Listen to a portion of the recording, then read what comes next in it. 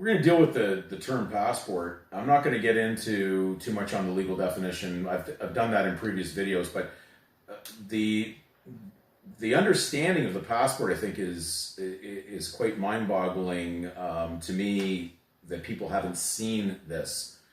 When you try to leave an area, which is what's going on right now with this crazy thought of a pandemic, with a lockdown, people don't realize there always was a lockdown. You can't leave without a passport. So you're already a prisoner in concept with the passport. Someone who's spiritual does not require a passport. And in fact, I did speak with a government official at the time, at the top end of an attorney general office, and asked him directly, based on the first document that was filled out as an accusation, with the assignment of a legal surname onto my real name, my God-given name. And I asked him, do I need a passport? And he said, no. If I had that document, I didn't need one, because you can't use that document for identification anyways. It has to be used in combination with the birth certificate, which is not to be confused with the statement of birth record. So anyways, truth does not need a passport. Fiction needs a passport. So if you're in the legal fiction, you're going to require a passport, and you will also be in ward. You will be a ward of the state, and wardship is based on legal incompetency and being controlled by someone who's in charge of that. And so this is how the system of legal operates. I'm not there to offend anybody. I'm just there to just say this is what research brings about, and anybody can do this. I'm going to break down another very important word, and at first I actually had a chuckle when I found it. I was looking in the Black's 10th edition law book, so I hope I'm current at least that this is, I don't know if they've come up with an 11th yet, but the 10th, so this is what I'm reading out of. And Black's 10th has a definition, and I'm going to go through three versions of it. I'm going to go from the word insinuar to insinuatio to insinuation. So insinuar, spelled I-N-S-I-N-U-A-R-E. So it's almost like, if I had to break it down, it's in sin you are. So I'm like saying you're in sin. So what is the meaning of that word? Share to us. Here's insinuar, Latin, Roman civil law, which is the same as Roman pagan law. To register, to deposit an instrument with a public registry. Insinuatio, law, Latin, historic, information or suggestion. Be careful what I just said there. I said information or suggestion. I'm suggesting something. This term sometimes appeared in the phrase ex insinuation, on the information, which is the precursor to the modern on information and belief. See information and belief. Those terminologies are on most of the birth information records that the parents filled out at the hospital. In particular, in Ontario or in Canada, you would find that on the statement of birth record. Insinuation, civil law, the act of depositing an instrument with a public registry for recording.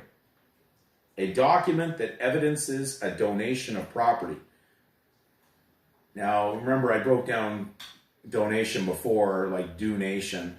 It's got to do with the legal system. The word donation is not in the Bible.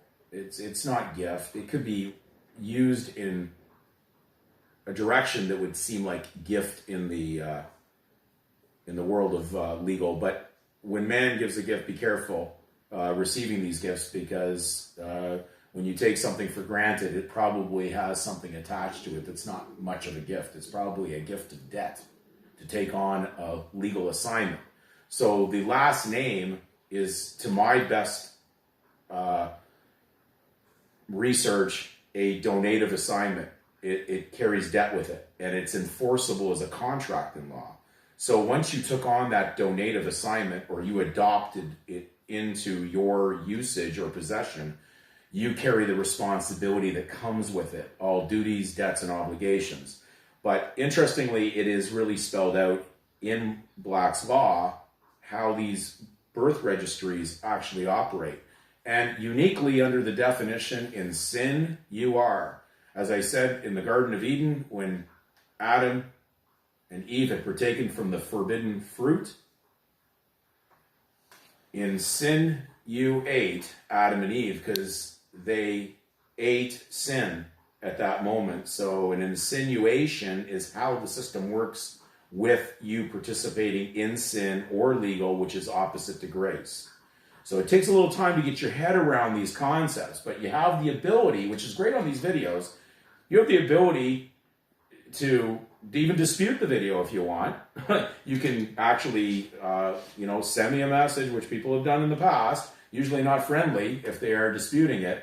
It's because it's so overwhelmingly truthful that it destroys the foundation of where people were before, because their feeling of stability and truth can be falsely founded in the fiction side or in the unspiritual side, the profane side, outside the temple of God side. So we have to be careful that all the things you've been affected by in the legal system, which is run by Satan, not to be confused with law, the God of law, God's law. Legal is man's version of law. It has nothing to do with God's law or what we consider natural law. It's got to do with Roman law, pagan law, man's positive law, what he does. It has nothing to do with morals or good behavior. So we have to do the research. We're obligated to. And if you can find something that's contrary to this, certainly share it. You don't have to remain silent on it. And certainly it's good to question.